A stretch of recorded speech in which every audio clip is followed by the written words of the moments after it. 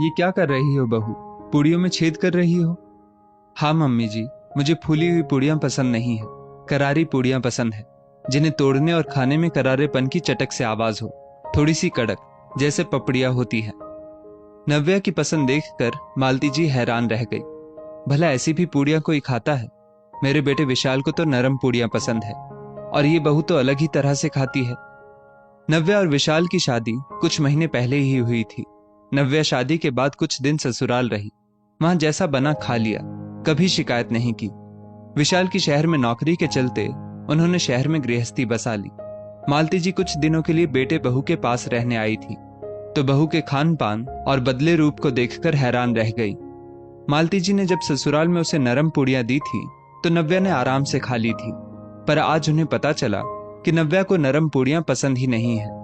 सभी मिलकर दोपहर का खाना खा चुके थे। नव्या शाम की चाय बनाकर लाई तो देखा एक कप अलग से था। नव्या, ये चाय अलग से क्यों है? मम्मी जी, मैं मीठी चाय नहीं पीती हूँ, इसलिए मैंने अपनी चाय अलग निकाल दी। आप लोग चाय पीजिए। चाय पीते हुए मालती जी को याद आया, उनके यहाँ नव्या जितने भी दिन रही, आराम से उसने मीठी चाय पी थी। उनके बेटे विशाल को मीठी चाय ही पसंद है, पर यहाँ की तो कहानी ही अलग है। रात के खाने में नव्या ने सूखी सब्जी और दाल चढ़ा दी। नव्या, सब्जी कढ़ाई में क्यों बना रही हो? समय लगेगा और अच्छे से गल भी नहीं पाएगी, थोड़ी कच्ची रह जाएगी।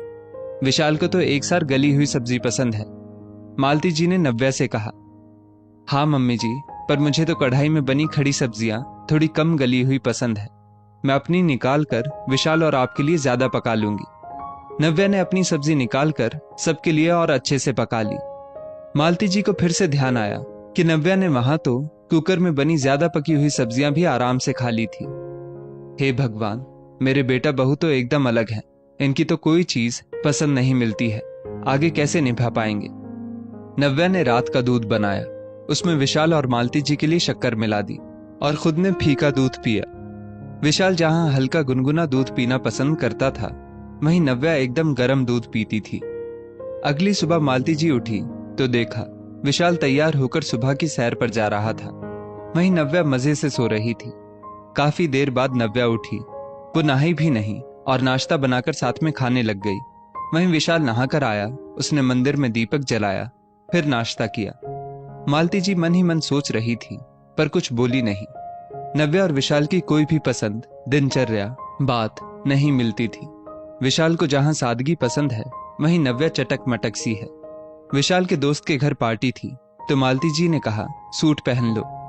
मम्मी जी, हम किसी रिश्तेदार के घर थोड़ी जा रहे हैं, इनके दोस्त के घर जा रहे हैं। फिर शादी की शॉपिंग में इतने गाउन भी लिए हैं, फिर वो कब पहनूंगी?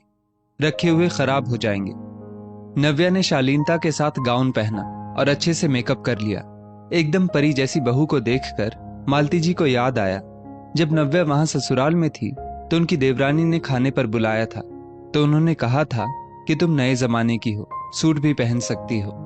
तब नव्या ने कहा था कि मम्मी जी, पहली बार शादी के बाद मैं चाची जी के घर जा रही हूँ, मैं साड़ी पहनकर चलूंगी।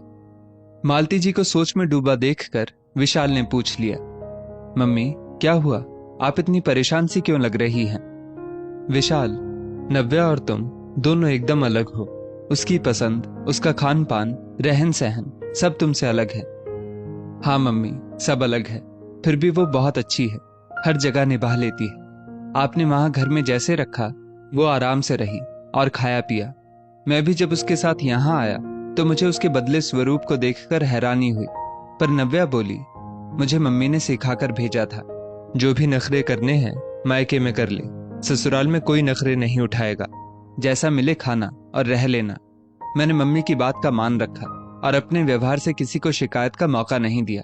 पर अब यहाँ तो हम दोनों अकेले हैं, तो मैं अपने नखरे खुद उठाती हूँ, किसी को परेशान नहीं करना चाहती।